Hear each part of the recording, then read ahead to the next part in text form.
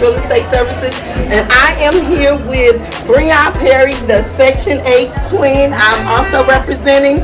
I have taken Breon's course, and we are here at the Dallas Housing Community event.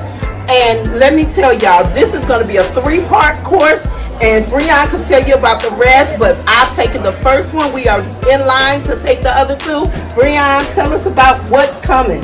So what I have next coming up is me actually showing the realtors how to navigate and dive deeper, into the actual course, meaning showing you how to calculate their unit size, amount, utility allowance, etc. So you don't want to miss it. The last one is going to be targeted towards the landlords, but you will need, it's very imperative that you get all 3 of these courses in order to get out there to do it the right way. And let me just tell you, I had a client who I was able to give the information to immediately, like right after taking this course. I was able to help her with her voucher and find her housing.